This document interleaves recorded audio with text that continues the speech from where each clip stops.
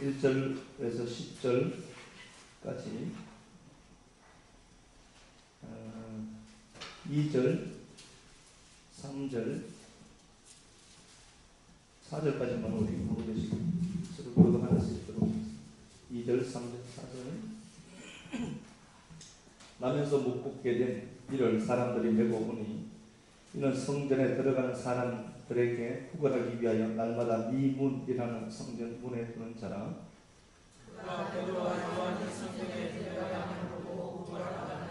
베드로가 요한과 더불어 주목하여 이르되 우리를 보라 하더라. 예, 됐습니다. 여기까지 합시다. 저주, 축복, 이런 말씀으로 하나님 말씀을 한번 나누도록 하겠습니다. 좋으신 하나님 말씀 나눕니다. 주님이 주신 음성으로만 듣도록 은혜 베풀어 주옵소서. 살아계신 그리스도 예수님 이름으로 축복하고 기도합니다. 예, 좀 잘 아는 사건입니다. 이거 뭐 다음 보는 사람은 없을 거고 그렇죠? 근데 오늘 이 본문에서 이 사람의 특징을 얘기하는데 나면서부터 출생 때부터 불구였다 이렇게 되어 있어요. 출생부터 이제 이런 자가 있죠. 출생부터 불구로 태어났어요. 그런데 출생부터 불구로 태어났는데 이 사람의 위치가 어딘가 보니까요. 어디에 있는가 보니까 성전 2절 하반절에 보니까 성전에 들어가는 사람에게 구걸하기 위해서 날마다 미문에 앉아있더라. 두는 자라 알겠죠? 미문에 두는 자라. 이 두다는 단어가 에디툰이라는데 미완료로 적혀있어요. 그러니까 끝없이 이 사람은 성전 미문에 앉아있습니다. 미문에서 그것도 구걸하면서 살고 있습니다. 미문이라고 하니까 이게 다른 게 아니고요. 이제 예루살렘이 그 성전 산을 끼고 이렇게 이제 성곽이 있잖아요. 성벽이 이렇게 있는데 12개의 문이 있어요. 12개의 문이 있는데 이 미문은 그 12개의 문 중에 동문으로 들어가는 거예요. 이제 예루살렘 성이 이렇게 있잖아요. 문이 12개가 있는데 동쪽으로 들어가서 보면은 동문 들어가서 보면은 여기에 미문이 나와요. 여기 감람산이 있고요. 동문에 감람산이 있습니다. 그래서 이 감람산은 주님이 재림하실 때 오는 곳으로도 이제 기록되어 있죠. 물론 보이도록 보지 않습니다. 무심한 것들이 그런 소리 하죠. 근데 이 동문이 이제 주님이 이 땅에 메시아로 오실 때에 재림하실 때 오시는 곳이 이곳이에요. 그래서 에스겔 41장 1절 2절 말씀을 보더라도 이 문은 폐쇄해라. 내가 들어가고 내가 나와야 될 곳이니까. 그래서 제가 저 동백인데 AD 1530년에 예루살렘에 총독이 있었는데요. 쿠르드족이라는 총독이 있었어요. 근데 이 양반이 실제로 메시아가 빨리 올 것 같아서 문을 닫아놨어요. 문을 닫고 있으면 못 오나?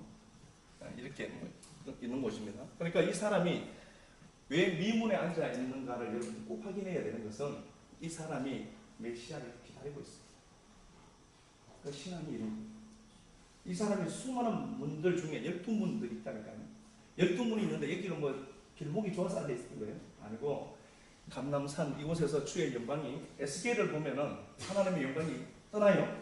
떠나는데 돌아올 때 어디로 오죠? 동양한 문을 통해서 들어오죠. 이거예요. 그러니까 이 사람이 그저 여기서 구걸하는 게 아니라 인생이 참 안 풀리긴 안 풀렸죠. 구걸하면서 사는데 이 사람은 메시아를 기다리는 거예요. 하나님을 기다리는 자입니다. 그런데 할 게 없잖아요. 역사 속에서 할 게 없으니까 구걸하면서 사는 거예요. 나면서부터 불구걸이었어요. 이 사람이 그리고 이 미문은요 청동으로 만든 문인데 고린도산 청동으로 이렇게 만들어서요 굉장히 비가 번져요. 거기다 햇빛이 확 비추면 진짜 완전 금덩어리처럼 보이죠. 그죠? 굉장히 아름다운 그 문에 거지가 이렇게 앉아 있어요. 이게 뭐 그림을 한번 그려보세요. 내가 화려한 도시 네온 사인들 피가 번쩍하는데 저기 구석에 담요 뒤집어 쓰고 구걸하는 모습들을 생각해 보면 보이겠죠. 이 사람에게 있어서 그 문화적인 혜택이나 이 사람에게 있어서 기쁨 이런 건 전혀 찾을 일도 없겠죠. 이 사람이 몇 세 때 이게 건짐을 받죠. 나면서부터 불구자잖아요. 근데 베드로와 요한이 성전으로 들어가다 이 사람을 붙이잖아요. 몇 세 때 하죠? 40세 때. 4장 22절 한번 가봐요.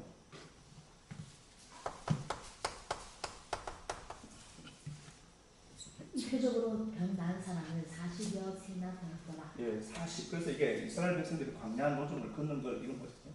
그런 게 있어요, 그죠? 여기 있는데, 자, 그럼 보세요. 하나님이 살아계시고 하나님이 역사하시고 그 모든 주권을 갖고 계신 하나님인데, 아니 빨리 고쳐주지. 나왔을 때 빨리 고쳐주면 되는데 빨리 고치지 않고 40세 되어서 고쳐줘. 근데 우리는요, 이걸 신앙이라고 하지 않는 거예요. 그런데 이 사람이 늘 한결같이 매일 앉아있는 그곳에서 구걸하는 것처럼 보이지만요, 이 사람은 메시아를 기다리는 사람. 메시아를 기다리고 신앙을 끌어안고 있음에도 불구하고 상황들이 나아지는 게 없어. 그것도 몇 년 동안? 40년 동안. 그럼 여러분들 어떡할까? 내가 이럴 줄 알았대. 그래서 내가 예수 믿지 말자고 했잖아. 이렇게 되겠죠. 그러면 치가 낸디 꾹 날아가고 막 그러고 다니는 거죠. 이 양반은 40년간을 거기서 구걸하면서 살아요. 그런데 우리가 잘 아는 것처럼 이 사람이 고침받는 게요, 베드로와 요한이 성전으로 들어가다가 베드로와 요한을 통해서 고침받게 돼요. 고침받는 게 중요한 건 아닙니다. 이렇게 살아도 한평생이고 저래 살아도 한평생이에요. 다만 우리가 가야 될 곳이 말이죠. 우리 이 땅의 생명을 연장하는 한 데들 얼마나 더 하겠어요. 우리는 이 땅을 경유해서 가는 나그네들이잖아요. 그렇죠? 근데 이 사람이 보세요. 40년 동안 기가 막힌 바람 불고 비바람 치고 그래도 그 자리에 앉아있어. 그가 앉아있을 수 있었던 이유가 뭐죠? 먹고 살기 위해서일까요? 아니요. 그는 메시아를 기다리고 있어요. 우리가 하나님을 믿는 게 그래요. 올 한 해 제가 하나님 어떤 말씀을 늘 그렇죠. 안테나를 딱 쓰고 있잖아요. 하나님 앞에. 그런데 하나님이 이 말씀을 주셔서 그렇구나. 40년 그 기다림이 올해는 열매 맺겠구나. 그저 뭐 제가 하고 싶은 대로 하는 건 아니잖아요. 입으로 막 씹는 건 아니잖아요. 하나님 말씀 하는데 이 양반이 40년을 저렇게 살아요. 그런데 보세요. 이 사람이 왜 하필이면 40세 이때에 건지 맞았을까? 그 전에 할 수도 있었죠. 하나님 살아계시다. 청년의 때 할 수도 있고 이때 나이 40년 굉장히 많은 나이입니다. 오늘날 우리 나이대로 치면 안 된다니까. 자 보세요. 이 사람이 고침받아요. 자 한번 볼게요. 이제 추적을 한번 해보겠습니다. 8절 한번 8절. 뛰어서가 걸으며 그들과 함께 성전으로 들어가면서 걷기도 하고 뛰기도 하며 하나님을 찬송하니. 예, 하나님을 찬송하게 되더라. 이렇게 되어 있습니다. 뛴다는 게 예배하는 겁니다. 이거 춤추다는 단어예요. 할로메로스라는 단어가 그냥 단순히 막 벌쩍벌쩍 뛰는 게 아니라 하나님을 예배하는 단어예요. 할로메로스라는 단어. 그러니까 이 사람이 얼마나 하나님을 기다렸는지 다리가 고치고 고침 받았잖아요. 불구에서 회복됐잖아요. 회복됐는데 이것 때문에 뛴 것처럼 보이잖아요. 우리 성경에 할로메로스라는 단어가 그게 아니고 하나님을 찬양하면서 그렇지 내 하나님 이 하나님이었지. 얼마나 멋있는지. 근데 이 사람이 고침받고 이 사람의 삶이 끝나는 것처럼 보이는데요. 11절 한번 가볼게요. 나은 사람이 베드로와 요한을 붙잡으니 모든 사람이 크게 놀라며 달려나와. 예, 요한과 베드로를 붙든다 이렇게 되어 있죠. 이 사람이 그냥 고침받아서 그냥 가는 게 아니라 하나님을 예배 한바탕 멋지게 하죠. 멋지게 하고 자기를 고쳐준 이제 도구들이죠. 베드로와 요한을 막 붙들어요. 그냥 뭐 이유 없이 붙든 건 아니거든요. 붙들어요. 붙드는데 나은 사람이 베드로와 요한을 붙잡으니 모든 백성이 그걸 주목하게 돼요. 붙드니까 모든 백성들이 그 역사적인 현장에서 어떻게 할 줄을 모르는데 베드로와 요한을 집중하게 돼요. 이 사람이 고침받은 게 중요한 건 아닙니다. 고침받고 나서 이 사람의 고침받음으로 말미암아 모든 백성들의 시선이 한 곳으로 집중되게 되는 게 중요한 거예요. 그럴 때 우리가 잘 아는 것처럼 자 계속하는 거 12절. 솔로몬의 행각이라 불리우는 행각에 모이거늘 베드로가 이것을 보고 빌승하게 말하되 이스라엘 사람들아 이 일을 왜 놀랍게 여기느냐. 우리 개인의 권능과 경건으로 이 사람을 걷게 한 것처럼 왜 우리를 주목하느냐. 예, 우리 보지 마. 이제 베드로와 요한을 통해서 고쳤지만 이 사람들의 능력은 없습니다. 꼭 우리가 알아야 될 것은요. 목사의 능력이 없습니다. 하나님이 맡겨둔 거예요. 그래서 내가 소유하는 개념을 철저히 얘기해서는 안 되는 겁니다. 우리는 은사가 있고 그래요. 그렇죠? 그렇지만 내가 갖고 있는 게 아니에요. 하나님이 그 사람을 고칠 때가 되니까 나를 통해서 하는 거지. 아니 지가 갖고 있으면 다 해야 될 것 아니야 진짜. 뭐 모르는 거죠. 아니 내가 은사를 갖고 있으면 다 알아야 될 것 아니에요. 그렇잖아. 그게 은사는 소유 개념이 아니라 하나님이 날 통해서 통로로 사용하는 걸로 봐야 돼요. 파이프라니까. 그러니까 뭐 우리가 뭐 저를 통해서 귀신을 조금 막 그렇게 해도요. 하나님이 나 통해서 그 사람 고치려고 작정했기 때문에 하지. 다른 귀신 쫓아봐. 죽어나 나가더라고. 귀신. 김치 먹고 틀리만 나가. 미치는 거예요. 그죠? 자, 모든 사람이 집중을 하게 돼요. 그리고 그가 이걸 탄력받아서 야 니들이 죽인 예수 그 예수 붙들어라 라고 베드로와 요한이 설교하게 돼요. 자, 이 사건들을 통하여서 예수를 설명하기 시작합니다. 야 니들이 악함을 버리고 예수께로 돌아와라. 니들이 십자가에 못 박아 죽인 그 예수가 구세주였다. 이렇게 이제 장황하게 설명을 하게 돼요. 19절 그러므로 너희가 회개하고 돌이켜 너희 죄사함 없이 죄사함을 받아라. 이같이 하면 새롭게 되는 날이 주 앞에 이를 것이다. 뭐 이렇게 되어 있죠. 15절 생명의 주를 죽였다. 그러나 하나님이 그를 살려주셨다. 이렇게 되어 있습니다. 자, 예수 그리스도의 부활 소식을 전하는 도구가 되게 됩니다. 4절 한번 볼게요. 4절. 말씀을 들은 사람 중에 믿는 자가 많으니 남자의 수가 약 5천이나 되었다. 예. 자, 예수 사도들의 베드로와 요한이 메시지를 복음을 제시를 해요. 복음을 제시하고 나니까 4장 4절에서는 믿는 자가 5천 명이 되었대. 그럼 이 사람은 잘 산 거예요, 못 산 거예요? 잘 살았죠. 이 사람의 40년 삶, 구걸하는 그 삶이 잘못된 거예요? 축복이지. 이 사람 하나 때문에 5천 명이 예수께로 돌아온 겁니다. 우리는요, 너무 이기적인 신앙을 해요. 나만 좋으면 되는 거죠. 제가 늘 말씀드리죠. 우리는 이 역사를 살면서 묵시를 끌고 와서 묵시를 역사 속에서 보여줄 존재다라고 했잖아요. 그거 없으면 우리의 목적은 없는 겁니다. 진짜요? 그런 예수는 없는 거예요. 진짜 그런 예수는 사기치는 거예요. 무슨 그런 예수가 있어? 예수 갖고 있는 힘 들어서 그거 갖고 내 한몫 챙겨버리는 거예요. 얄팍한 믿음. 그거 아니라. 이 사람이 40년 동안 40세 때 고친 거다. 그러면 이 사람이 40년 동안 살아가는 과정은 어떻게 피눈물 났겠지 당연히. 그것도 가장 아름다운 그 장소에 휘황찬란한 그 장소에 죽으려 있는 거예요. 이렇게. 자기 힘을 할 수 있는 게 하나도 없거든요. 그렇게 40년을 살았는데 왜 살았는가를 이제 성경을 통해서 왜 살았는가를 하나님의 시각으로 딱 보니까 이 사람 통해서 어떤 접촉점을 만들어서 5천을 포인시키려고 했다. 그럼 이 사람의 삶이 잘못된 거냐니까요. 아이고 이 사람은 성공한 거라니까요. 우리는 천국 가면 이 사람 만날 것 아니에요. 이름도 하나도 남기지 않고 이 역사의 큰 현장에 하나의 접촉점되고 발화점이 되었던 이 사람을 우리는 분명히 볼 거란 말이에요. 그러면 나는 내게 있는 질병, 아픔, 눈물, 고통들이 왜 그렇게 나쁘다고 하는 거예요? 좋은 거지. 제가 이렇게 말하면 무슨 목사가 저렇게 마음 만들고 힘든데 그런 겁니다. 아니요, 여러분들을 통해서 우리를 통해서 하나님의 시나리오가 있어요. 이 거대한 역사는 하나님을 표현하는 도구일 뿐이다라고 제가 늘 말씀드리죠. 하나님이 각본을 짜서 갖고 있어요. 그래서 이 시점에 요놈 투입해야 되겠다. 딱 투입해서 이 권능 목사가 설교하다. 이제 너 퇴장해. 그러면은 각본대로 퇴장하는 거야. 그런데 거기에서 그 각본대로 행님원 그냥 이렇게 분봉만 사들고 가는 사람도 있다니까. 근데 그 사람이 왜 나쁜 사람이야? 좋은 사람이죠, 그 사람이. 근데 우리는 자꾸 어떤 개념을 갖고 있나 보니까 이 나라고 하는 자기 애가 너무 커서 그런가? 이게 다 내 중심이야. 이 사람의 40년 삶은요, 실패한 게 아니라 저주가 아니라 축복의 통로에. 근데 이걸 보지 못하면 여러분들 진짜 예수쟁이가 이상해요. 그러니까 늘 얘기하잖아요. 어떤 문제가 생기면 20일 작전 기도하라고. 그런다고 될 것 같으면은 우리라고 하는 삶이요.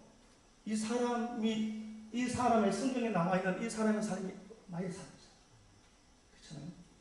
그러면 하나님이 나 같은 걸 버리지 않고 왜 그 기가 막힌 환경 속에 그대로 두는 것처럼 보일까? 그래도 이 사람이 늘 앉아있었던 곳이 이 미국이에요. 옮겨주는 사람들 있을 것 아니에요. 이 사람이 자발적으로 걷지를 못하니까 이 사람이 이렇게 얘기하겠죠. 야, 오늘은 저기 재수가 안 좋으니까 나쁘니까 저쪽 서쪽 문으로 가자. 12개 문이 있으니까 그리로 가면 오늘 돈벌이 좀 더 될 것 같아. 그리로 갈 수 있죠. 그런데 이 사람이 이 자리에 한결같이 앉아 있었던 이유는 사람들 보기에는 이게 뭘로 보이죠? 그 자리에 앉아 있는 거예요. 근데 그런 메시아 기다렸더니 메시아 기다렸. 어제 밥을 먹었거든요. 이게 여사님 하고 있거든요. 밥을 먹었는데 시영이가 아이스크림 먹고 싶어서 지껏 다 처먹고 이렇게 왔다 갔다 하더라고요. 그래서 우리는 이제 그냥 시영이만 보고죠. 저놈이 왔다 갔다 하는 거예요. 그런데 이게 여사님은 그러더라고요. 시영이 아이스크림 먹고 싶어서 돌아가요. 그냥 왔다 갔다 하는 것은 로봇이죠. 근데 그게 왜 왔다 갔다 하는가 아는 게 내 맞아요. 그거 알아야 돼. 그따가 그냥 왔다 갔다 하는 게 뭐가 좀, 이야, 영생이 보통 영생. 오늘 이 본문 말씀 여러분 자세히 한번 들여다보자고요. 그러니까 내 인생에 기가 막히는 사건들 있죠. 역사들. 그거 나쁘다고 얘기하면 안 돼요. 하나님 무시하는 거예요. 그 사건 하나 때문에 하나님이 5천 명을 끌어들이려고 하는 이 역사가 언제 시작됐죠? 갑자기 막 이루어진 거예요? 아니죠. 만세전에 하나님 계획하십니다. 그 만세전에 계획하신 그 일 날 통해 이루려고 야, 너 40년간 거기 좀 앉아 있을래? 라고 내가 와서 부탁한 거예요. 그래서 내가 그 자리에 앉아있는데 그 일처럼 양보 입고 삐까뻔쩍거리고 나 예방 잡수고 이렇게 막 돌아다니는데 그 자리에 앉아있으면 한 푼 줄 줄 알고 하고 있는 거예요. 그게 내 역기라는 말이야 되는 거예요.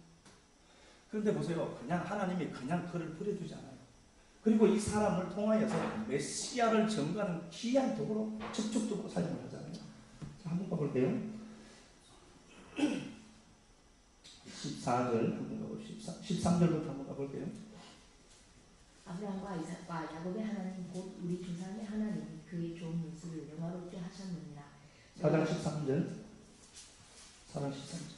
그들이 베드로와 요한이 담대하게 말함을 보고 그들을 본래 한분 없는 범인으로 알았다가 이상히 여기며 또 전에 예수와 함께 있던 줄도 알고 또 병나은 사람이 그들과 함께 서 있는 것을 보고 이 사람이 베드로와 요한과 함께 메시지를 전하는 그 현장에 함께 딱 서 있어요. 서 있다는 단어가 뭐죠? 히소테니스.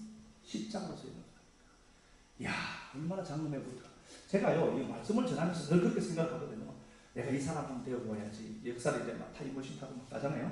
거기 가서 그 현장에 내가 이렇게 탁 세는 거야. 내가 평생을 그걸 하면서 살았던 내 인생 버리지 않고 사용하시려고 작정하셨다가 그 기가 막힌 현장을 만나게 하시고 그 경험하고 듣게 하시고 그리고 역사 현장에 딱 세우는데 베드로와 요한 사이 중간에 딱 쓰는 거예요.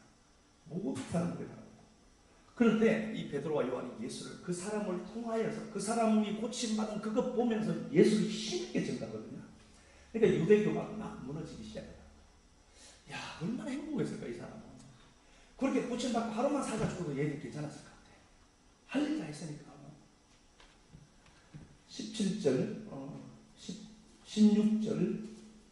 이 사람들은 어떻게 할까? 그들로 말미암아 유명한 표적 나타난 것이 예루살렘에 사는 모든 사람에게 알려졌으니 우리도 부인할 수 없는지라. 이것이 민간에 더 퍼지지 못하게 그들을 위협하여 이후에는 이 이름으로 아무에게도 말하지 말게 하자 하고. 예, 유대교가 자기 밥그릇 챙기는 거예요. 그래서 기독교가 생명 잃어버리면 지 밥그릇 챙기는 들이 있어요. 메시지를 제대로 전하고 말씀을 제대로 전하는 사람을 공격하게. 왜 그러죠? 지 밥그릇 뺏기고. 존경하는 그게 무슨 것 같아요? 얘들이 자기 밥그릇 뺏길 것 같으니까 예수 전하지 말아보죠. 그런데 잘 아는 것처럼 야, 니들만 듣는 게 옳으냐? 하나님 말 듣는다. 이렇게 하면서 이들의 복음을 계속해서 전가하고 전달하게 되더라 하는 겁니다. 그리고 31절 한번 가보겠습니다. 31절 한번 가보겠습니다. 빌기를 다음에 모인 곳이 진동하더니 무리가 다 성령이 충만하여 담대히 하나님의 말씀을 전하더라. 이 사람이 접촉점이 되면서 5천 명이 축제로 돌아오고요. 성령이 강하게 임재하는 귀한 도구가 됩니다. 이 한 사람 때문에. 그래서 5천 명이 돌아오니까 종교 영역에 있는 유대교가 야, 그 예수 전하지 마로 얘기하잖아요. 그럼에도 불구하고 그들이 그럴 때에 4장 32절쯤 돼서 보면 하나가 돼요. 결집돼요. 오히려 이 사람 때문에, 이 사람 하나 때문에 흩어진 그 마음들이요. 주 안에서 하나 된 그 마음들이 하나로 꽉 밀착해. 그래서 그들이 한 마음 되어서 한 덩치 되고 한 뜻 되어버리니까 성령이 강하게 임재하더라. 이렇게 얘기한다니까요. 이 한 사람이 이룬 엄청난 기적의 역사를 현장을 우리는 지금 보고 있는 거예요. 한 사람이 40년 동안 구걸해 먹었던 이 양반 하나 때문에 기독교의 역사가 달라졌다니까요. 32절 믿는 우리가 한 마음과 한 뜻이 되어서 자, 하나가 돼요. 이 사람들 하나가 돼요. 한 뜻이 되어 모든 물건을 서로 통용하고 자기 재물을 조금이라도 자기 것이라 하는 이가 없더라. 집 팔고 농 팔아오더라. 그렇게 하라는 건 아니에요. 근데 이 사람들이 그래서 이렇게 시작된 게 초대교회가 출발하게 됩니다. 하나의 교회가 태동돼요. 이 한 사람이 얼마나 중요한 겁니까? 여러분 그렇게 중요하다니까요.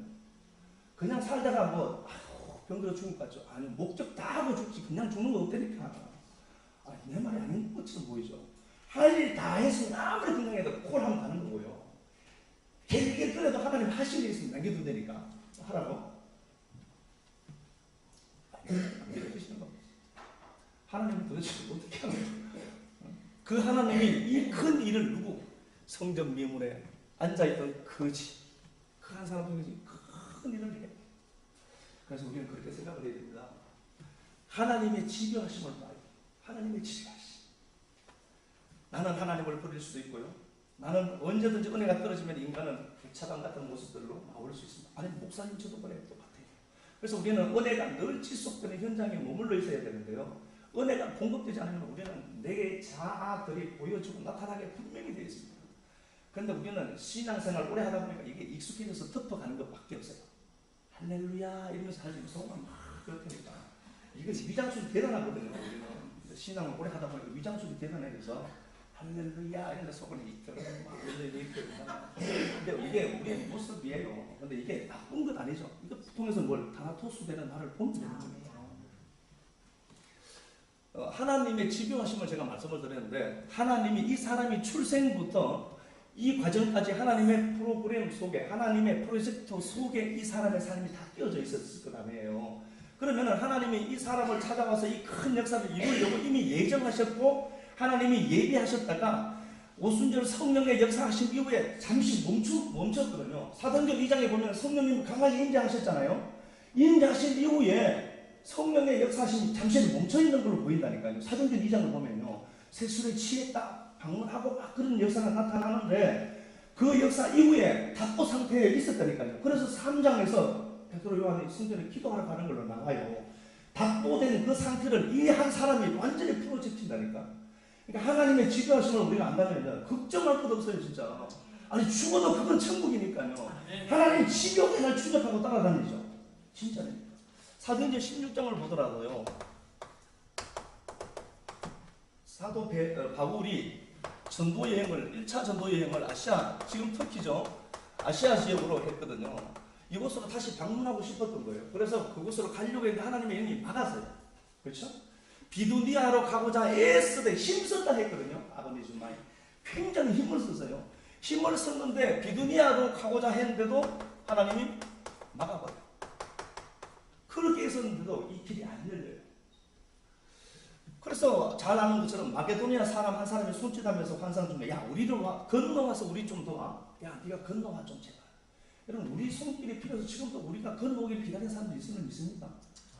좀 건너와서 나 좀 내게 좀 그 은혜 좀 흘려줘. 야 너만 뱉어지지 말고 그거 좀 건너와서 건너오다는 게 뭐예요? 희고의 엠벨이잖아. 야 건너와서 나 좀 도와줘라. 마게도니아 사람이 손짓하게 돼요. 그래서 그가 마게도니아 성으로 가게 되는데 첫 성이 마게도니아 지역의 첫 성이 빌립보거든요. 빌립보 지역으로 가요. 빌립보 지역으로 가서 사도 바울이 계속 뭘 하는가 보니까 탐색하는 일을 계속해요. 그러니까 바울이 하나님이 가지 못하도록 아시아 지역으로 가지 못하도록 아시아 지역을 이제 막아버리잖아요. 막아버리고 마게도니아 지역으로 가게 했는데 가서도 곧바로 어떤 역사가 있느냐 없다니까요. 그래서 뭘 해야 될지를 모르는 거예요. 뭘 해야 될지를. 그래서 그가 기도처를 찾고 하나님의 뜻이 무엇인가를 고민하고 막 그러는데 잘 아는 것처럼 루디아라고 하는 여자를 만나요. 이 루디아를 만나는데 이 루디아를 설명하면서 이 사도 바울과 루디아가 이렇게 만나게 돼요. 자, 요 사도행전 16장 한번 가볼게요. 14절만 한번 가봅시다.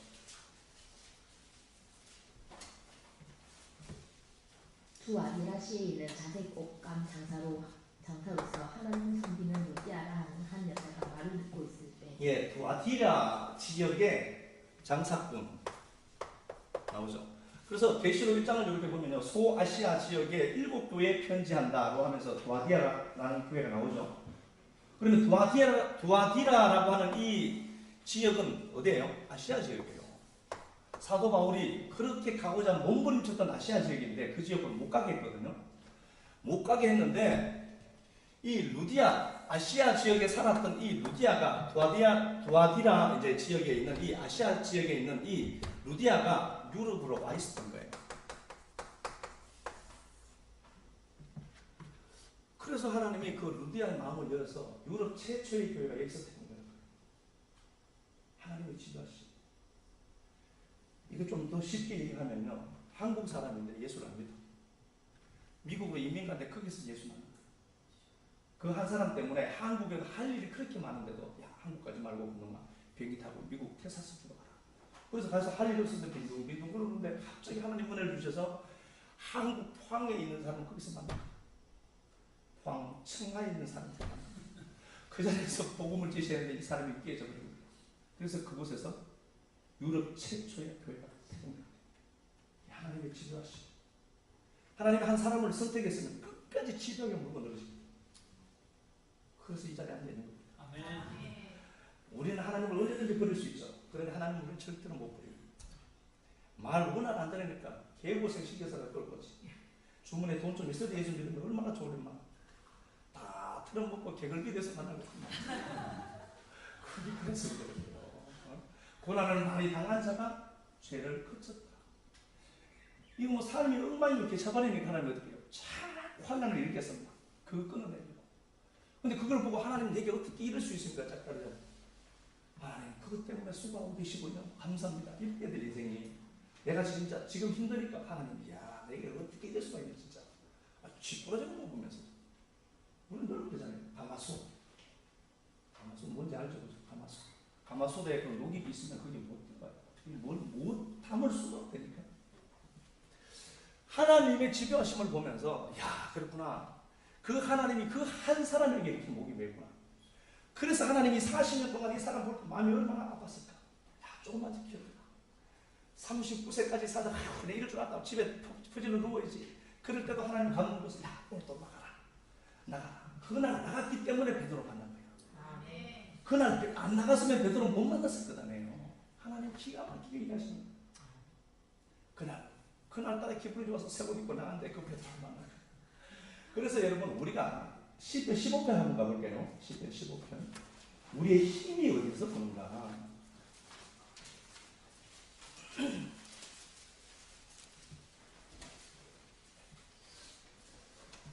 시편 15편. 제가 한번 읽어보겠습니다. 조금만 설명하면 될 것 같아요.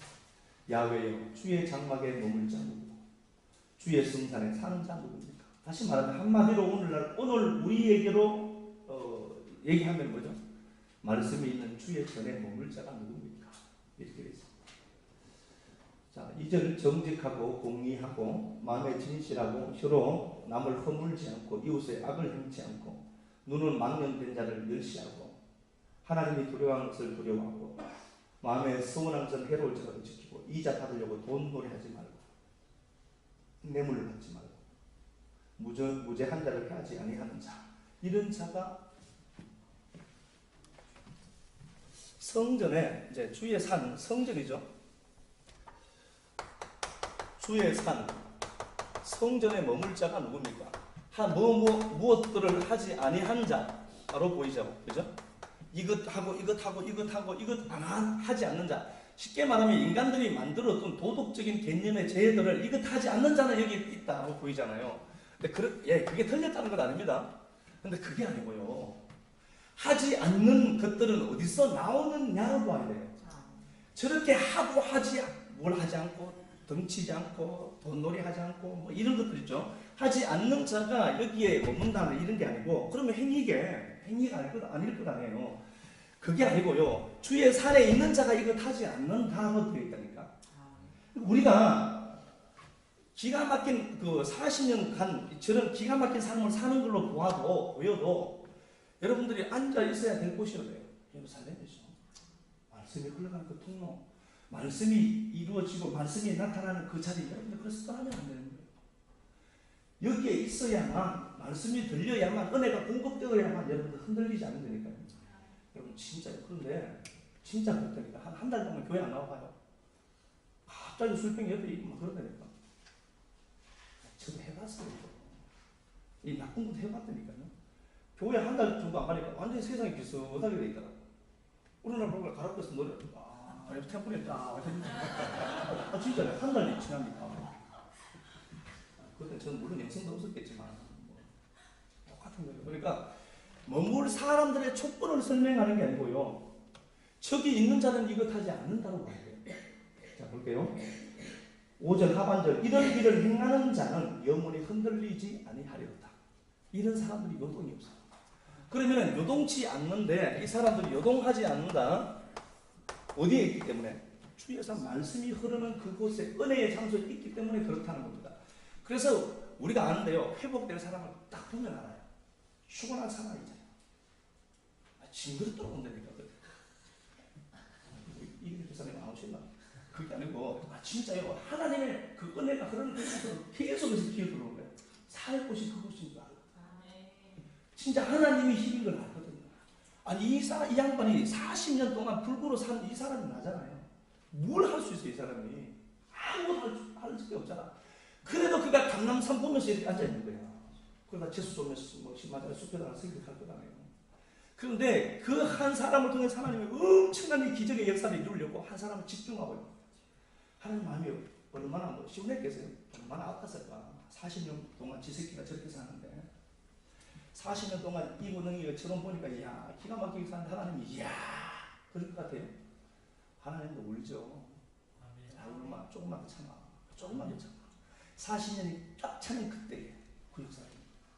그래서 여러분 때와 시기는 내가 정하는 게 아니라 하나님이 정하는.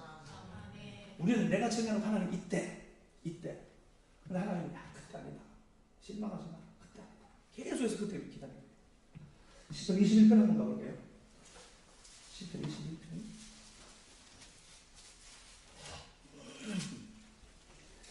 예, 이 말씀 시편 21편은요 왕정 초기 때 다윗이 지으십니다. 그러니까 성전시예요. 전쟁에서 이겼을 때 지으십니다. 성전시. 제가 발음이 좀 그렇지만 성전이 아니고 성전을 승리했을 때요. 전쟁에서 야훼의 왕이 누구예요? 왕 다윗이죠.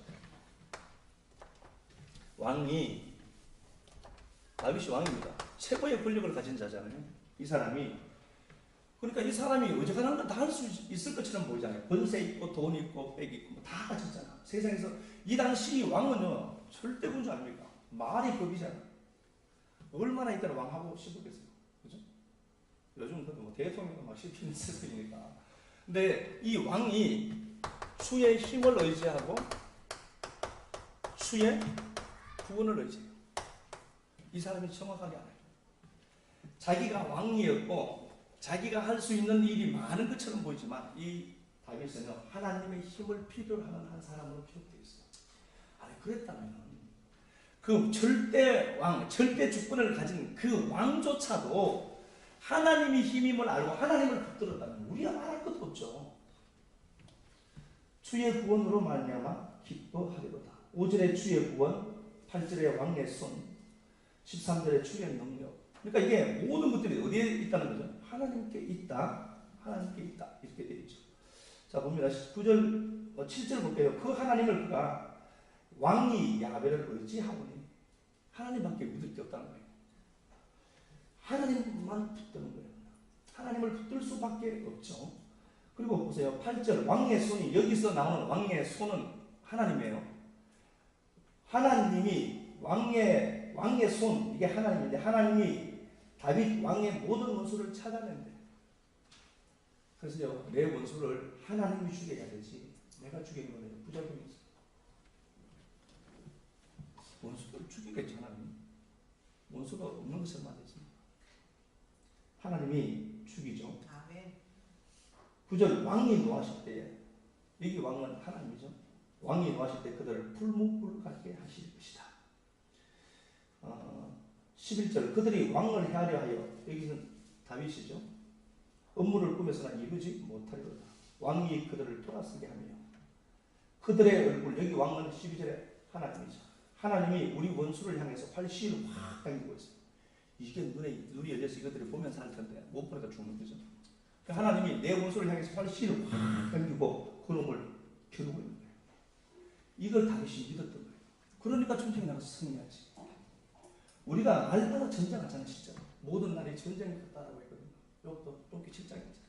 우리가 사는 모든 날이 전쟁의 날이에요. 그래서 이 문제 넘으면 만사형통이 좋았더니 가니까 또 하나 있고, 이놈의 문제는 살아있을 동안에 끝없이 발생되는 거죠. 자식 새끼 단체인 줄 알았더니 대학교 가니까 대학교 부정 좋은 줄 알았더니 가보니까 공부 꼴찌. 그런데 또 공부도 잘했는데 또 가니까 또 여자 문제 때문에 속쓰리고. 이게 끝없는 거잖아요. 그래서 인생은 전쟁의 날의 연속이다. 우리가 이 전쟁 같은 치열한 삶을 살아가는데 하나님이라는 힘을 붙들지 않으면 내 힘으로는 한계가 있어요. 이 40년 동안 사는 이 사람이 감남산만 보고 이렇게 사는 거예요. 사람들 눈에는 그냥 감남산만 보는 걸 보였겠죠. 그런데 이 사람은 주의 힘을 보고 있는 거예요. 그거밖에 없어요. 인생은 그거밖에 없어요. 22장 한번 가볼게요. 이쪽에 예수 그리스도의 죽음을 그려놓은 거죠. 타이틀을 보면 다윗의 시 인도자를 따라 아옐렛 샤할에 맞춘 거예요. 새벽에 샀습니다. 샀어. 새벽에 샀어. 그러니까 새벽이 오는 거예요. 새벽이 오니까. 오늘 이 시편 22편 전체를 이렇게 한번 이렇게 보면요, 전체적인 색채가 굉장히 어두워요. 시편 22편의 무게가 굉장히 무거워 보입니다. 22장 1절부터 2절, 3절까지 이렇게 보면요, 하나님, 내 하나님 어찌하여 나를 버렸습니까? 어찌하여 나를 돕지 않습니까? 내 시름 소리를 듣지 않습니까? 내 하나님은 내가 낮에도 부르짖고 밤에도 잠잠치 아니하는데 응답지 아니하십니까? 자, 여기 1절에서 2절 말씀까지 계속 보니까 하나님이 방치해둔 것 같은 시인을 만나요. 시편 22편은 다윗입니다. 주인이. 그죠? 선게 다윗인데 아니하고라는 단어를 세 번을 연거푸 사용을 해요. 시편 22편은 1절부터 2절까지 보면은 아니하고, 하나님 내가 그렇게 기도하는데 왜 내 기도 듣지 않습니까? 아니하고 늘 거절당하는 것 같은 자기를 설명해요. 우리가 하나님을 붙들고 그렇게 하나님 앞에 고백을 하죠. 하나님 이거 해결해 주셔야 됩니다. 그런데 하나님이 내게 오셔서 아니하고 계속 거절합니다. 40년 동안 이 사람이 거절되는 거예요. 그죠? 그런데 그런 상황을 역시나 다윗도 그려내요. 자, 그런데 그가 고백을 하는 게 있는데 3절 보니까 이스라엘 찬송 중에 거하는 주여 주는 것 것입니다. 그래도 하나님이 거룩하다는 것을 알아요. 하나님을 그래도 믿는 거예요. 상황은 엉망이어도 하나님이 찬양 중에 거하신다는 걸 그가 알게 돼요. 하나님이 살아계시구나를 그가 알게 됩니다. 6절 보면요, 나는 벌레요 사람이 아니라 사람의 비방거리요 백성의 조롱거리입니다. 6절 보니까 조롱당해, 비방하고 조롱이 있어. 자기를 어떻게 얘기하죠? 벌레래요. 기가 막힌 현장을 만났는데 자기 처지가 진짜 한심한 거예요. 또 말씀을 이렇게 보면요, 8절에 11절 보면은 나를 멀리하지 마소서, 환난이 가까워 도울 자가 없나이다. 나를 도울 수 있는 게 없어요. 11절 도울 자가 없도다. 도울 자가 없습니다. 하나님은 거절하시고 사람들은 비방하고 조롱하고 아무리 동서남북 사방 보아도 도와줄 자가 없어요. 8절에는 이렇게 있습니다. 그가 하나님께 의탁하니 구원하실 걸, 그를 기뻐하시니 그가 건지실 걸, 이렇게 있습니다. 이 비방하는 요놈들이 그냥 입이라도 다물고 있으면 되는데, 야 저놈 하나님 믿는다고 하니까 하나님이 해결하겠지 뭐. 아주 조롱하죠. 그죠? 우리가 기가 막힌 상황을 만났는데 하나님 앞에 기도를 해도 하나님이 나를 거절하는 것을 보일 수 있습니다. 그리고 세상 사람들이 나를 비방하고 조롱해요. 야, 꼴 좋네. 저래도 예수 믿는다네. 이것들이 자꾸 얘기를 하죠. 그래서 그것들 납작하고 보여요. 저런 것들이 하나님을 아주 우습게 얘기해요. 그죠? 하나님이 저놈이 그래도 하나님 믿는다고 하니까 하나님 해결할 거 아니야. 이제 비아냥거리는 거죠. 자, 또 한번 고백해 볼게요. 19절 이렇게 보면요, 야훼여 멀리하지 마소서. 나의 힘이 시여 속히 나를 보소서. 그래도 그가 힘을 내. 하나님이 자기 힘임을 알아요. 이런 기가 막힌 상황에서 힘이 어디서 시작되는가, 그 힘이 무엇인가를 그는 정확하게 알아요. 하나님의 힘임을 알아요. 정말 아멘 맞습니까? 기가 막힌 상황에서 여러분 붙들 수 있는 게 하나님이 하나님. 14절 나는 물같이 쏟아졌습니다. 물이 땅바닥에 쏟아지면 어떡하죠? 주워 담을 수가 없죠. 완전히 파산난 것처럼 보여요. 회복 불가능. 물이 쏟아진 것 같은 자신. 완전히 파산된 자신이죠. 완전히 파산된 거죠. 인생 완전히 바닥 친 거예요. 자, 그렇게 되어 있고요. 24절, 22절 한번 봅시다. 22절 한번 읽어봐. 내가 주의 이름을 형제에게 선포하고 회중 가운데서 주를 찬송하리이다. 예, 주의 일을 형제들 중에 선포한대. 자, 이걸요, 도울 자도 없고 하나님은 늘 거절하고 있어요. 그리고 사람들은 비방하고 조롱하고, 야, 예수 믿나더니 참 꼴도 없네. 그리고 자기 힘으로는 일어설 수 있는 가능성이 전혀 없음을 그 갖고 물을 쏟아내는 거죠.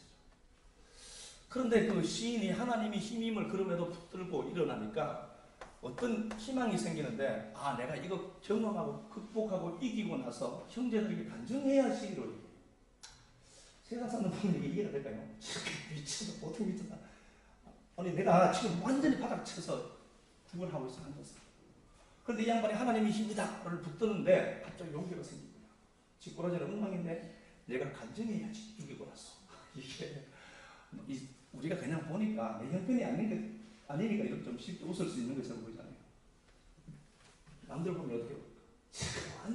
완전히 세뇌됐다 하겠지. 야, 너무 깊게 빠지지 마라. 이러면서 이렇게죠.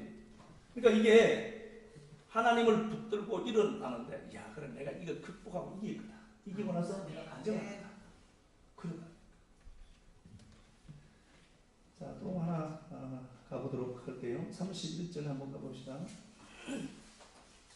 와서 그의 공의를 태어날 백성에게 전하며 주께서 이를 행하셨다 할 것이다. 자, 보세요. 이 형제들에게 하나님이 택해서 나올 자들이죠. 아직 출생하지도 않았지만 탄생할 자들이죠. 출생할 자들에게 그 소식을 내가 전하겠다. 하나 더 볼게요. 24절 한번 가봅시다. 24절. 그는, 예, 읽어봐. 그는 공고한 자의 공고를 멸시하거나 싫어하지 아니하시며 그의 얼굴을 그에게서 숨기지 아니하시고 그가 울부짖을 때 들으셨도다. 예, 들으셨도다, 들으셨다. 자, 보세요. 계속 하나님이 거절하는 것처럼 보이고 사람들은 조롱하잖아요. 그런데 자기가 이 문제를 내가 극복하고 나서 내가 진짜 예수 보이는 통함 돼야지 결정해요. 그리고 나서 그가 22절 이하 말씀에서 말씀하는데 하나님이 내 기도를 듣고 있었더라를 고백해요.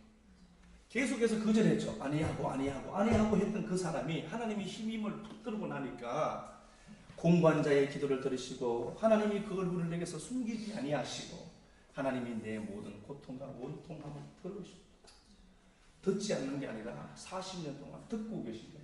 하나님, 나 언제까지 이거 거짓해야 됩니까 이거? 그냥 하나님이 듣고 있는 거야. 내가 보기에는 안 듣는 것처럼 보여. 그래서 그게 너무 힘들어서 막 별짓을 다 한 거죠. 그런데 하나님이 보시기에는 야, 듣고 있었잖아. 그거 듣고 있었다. 그래서 하나님이 이 듣고 있었음을 실제로 22편에서 이거 그래서 10편 22편을 구원하시라고 하잖아요. 이런 상황들을 다윗도 경험했다니까. 그래서 성경은 한결같이 우리에게 뭘 얘기하죠? 야, 너도 저런 것들이 있을 거야 라고 얘기한다니까. 이런 거 있을 때 제발 어디 가서 문을 열고 다니지 말 점쟁이 아니고요. 절대로 그러면 안 돼. 하나님 붙들고 있어야죠. 그 하나님 내 힘임을 그때 보여야 될 것 아니에요. 내게 주시던 믿음 갖고 하나님 붙들고 그 자리에 앉아있어야지. 왜 그 점쟁이 같은 걸 찾아가는지 몰라. 그런 식으로 이제 가지는 않겠지만. 그러면서 또 믿음을 줘도 그런다. 40일 가면 이빨 하나 툭 가져오면 이야, 하늘 열려야 돼. 하늘 깨끗해서 이빨만 가졌지. 하나님 말씀을 듣고 자, 미가서 7장 한번 가볼게요. 이럴 때 우리가 어떻게 해야 되는가를 이제 한번 봅시다. 현상을 다스릴 수 있는 것들을 어떻게 해야 될까?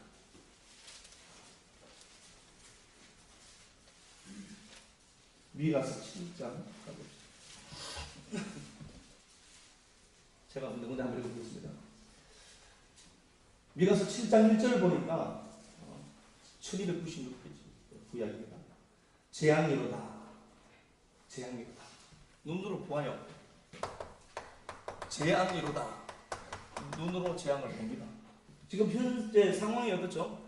재앙이 막 발생하는 것을 눈으로 보고 있어요. 그래서 재앙이로다. 이렇게 되어 있습니다. 5절 한번 가볼게요. 너희는 이웃을 믿지 말고 친구를 의지하지 말고 내 품에 누운 여인에게라도 내 입의 문을 지켜라. 입단속을 얘기하죠. 근데 이게 왜 그러냐 보면요. 환경이 거세고 압박이 있고 힘들면 사람은 불평이 입이 열리면 불평을 하고 있어요. 환경을 고백하게 되는 거예요. 그러니까 이 말입니다. 내 눈으로 기가 막힌 환경을 지금 내가 보고 있어. 그럴 때 여러분들 해야 될 일이 뭔가 입다는 거예요. 환경을 고백하기 쉽고, 야, 진짜 안 되네, 재수없네. 아, 이게 나온다니까. 보여지는 것 따라 사람은 고백하거든요. 보여질 그때에 여러분들은 그걸 보더라도 입을 딱 닫는 거예요. 말씀이 들어가서 이게 입이 붙어야지. 말씀이 안 들어가니까요. 하나님이 안 보이니까 당장 나오는 거예요. 원만 불평만 나온다니까. 그러니까 환경을 내가 기가 막힌 환경을 내가 지금 눈으로 보고 있어. 그럴 때 입을 꾹 닫아.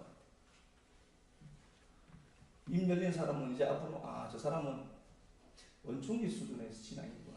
이렇게. 원총기 또 저 옆에 둘이 붙어있는데 참.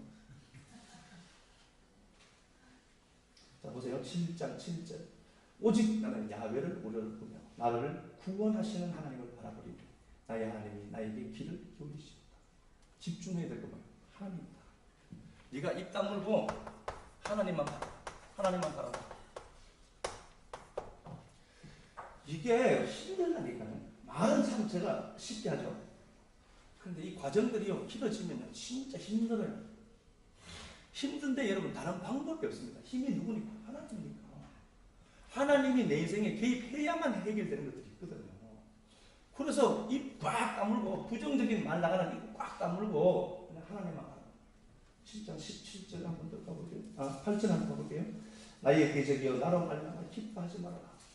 환경 보니까 기가 막히거든요. 그러니까 이 원수들이 기뻐하는 거예요. 야, 저거 봐라. 예수 믿던지 꼴 좋지. 그렇게 한다는 겁니다. 야, 그러면 시끄 기뻐하지 마라. 나는 엎드러질지라도 일어날 것이고 어두운 데 앉을지라도 야훼께서 나의 빛이 되실 것이다. 나 이대로 절대로 안 망한다는 거예요. 여러분 이거 진짜 중요해요. 이대로 근근히 살다가 망하면 어떡해? 여러분 절대로 여러분 근근히 살다가 망하지 않습니다. 분명히 애꿎은 다 몇 대씩 먹고 가더라고요.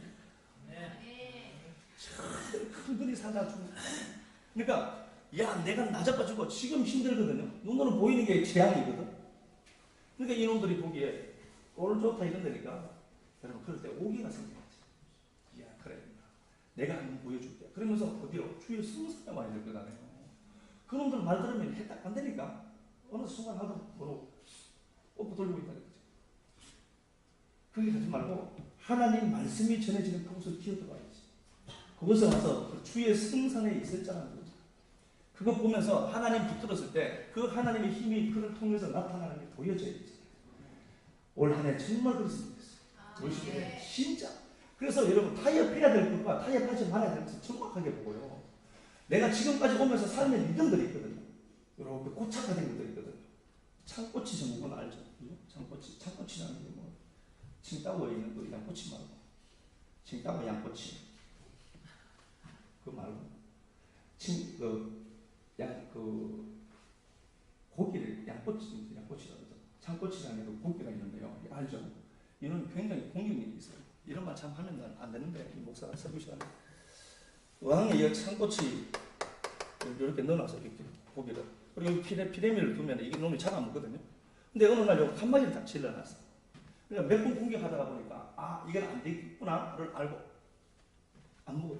그리고 나서 요 중간에 벽을 흠불어도 또 친구처럼 안 잡아요. 그래서 여러분 고착화된 내 정성, 고착화된 내 행동 라인들이 있어요. 얼마나 무서운지 몰라요. 그러니까 우리가 하나님 말씀이 딱 들어가서 내 의식의 전환이 생겨요. 그래서 그렇구나. 하나님 말씀을 통해서 미리 보는 것. 지사님 방금 기도한 것처럼 담 너머를 보는 거, 가려졌지만 말씀으로 볼 수 있잖아요. 그걸 내가 지금 믿고 보는 거야. 본 자가 다시게 되거든. 그러니까 내가요 지금 포착화된 게 있어요. 나를 한번 보내니까 나는 안 될 것 같아. 늘 피해의식에 찌들려서 안 될 것 같아. 왜 안 돼요? 하나님 살아계시는데. 여러분들이 다 잘 돼야 제가 잘 된다니까. 아멘. 진짜 저는 똥줄 타고만. 여러분들 잘 되니까 잘 돼요. 이야, 환장하네, 진짜. 되면 되고 말고 그런 거예요, 그냥. 다 연결됩니다, 우리 사님. 자, 창세기 35장 한번 가볼게요. 창세기 35장.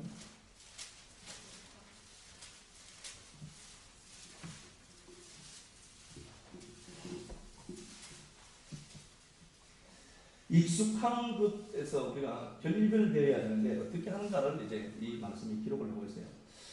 하나님이 야곱에게 베델로 올라가라고 합니다. 자, 베델로 올라가라라고 되어 있어요.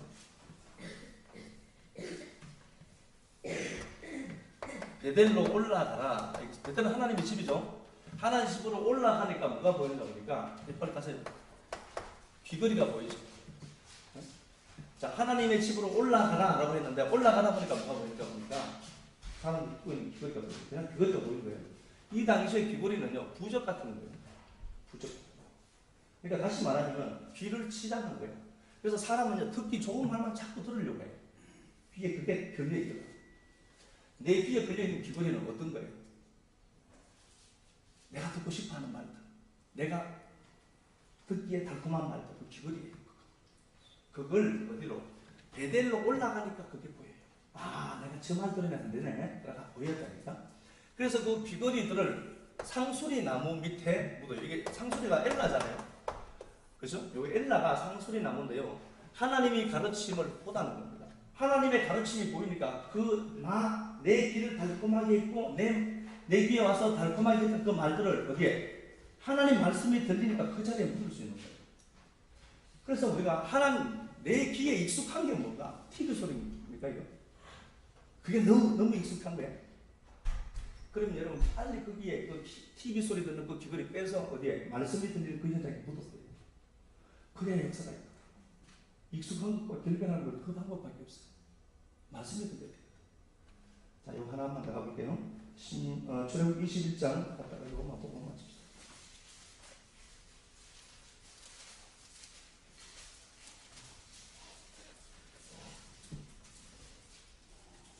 출애굽 21장 6절 말씀을 제가 보도록 하겠습니다. 상전이 그를 데리고 재판장에게로 갈 것이고 또 그를 문이나 문설주 앞으로 데리고 가서 그것에다가 송곳으로 그의 귀를 뚫을 것이라. 그는 종신토록 그 상전을 섬기리라. 이렇게 있습니다. 히브리 종들은요 6년 동안 종이 되어 있다가 7년째는 무조건 풀려나게 되어 있어요. 7년째 보면 이유도 묻지도 않고 따지지도 않고 무조건 포로로 돈이 없어서 종살이를 왔잖아요. 그러면 6년 동안만 버리고 7년째는 히브리 종들을 풀어주게 됐어요. 무조건. 그런데 이 종이 그 주인 집에 와서 살다가 너무 좋은 거예요, 주인이. 그래서 내가 가기 싫습니다. 그러면은 성표로 하는데 이 귀에다가 그 집에 들어가는 기둥이 있죠. 방문에 들어가는 그 기둥에다가 귀를 대고 여기다 귀를 뚫고. 귀걸이를 왜 하는지 알고 그렇게 될 거야. 자, 주의 말씀을 영원히 듣겠습니다. 이게 귀걸이야. 주둥주둥 따거든. 귀를 그 기둥에 딱 받고 여기다가 손으로 귀를 뚫어. 그럼 이 사람이 뭘 얘기해요? 나는 일평생 주인 당신이 하는 말만 듣겠습니다. 이게 예수죠. 내 귀를 달콤하게 했던 그 소리들 있죠. 그게 비정상적이면 여러분 오늘 말씀에 묻고 하나님 나 평생 동안 당신의 말만 듣겠습니다. 그래서 신명기 6장에 보면 문설주 좌우인방에 하나님의 말씀을 다 기록해뒀거든요. 말씀이 기록된 그 자리에 귀를 딱 대고 구멍 뚫고.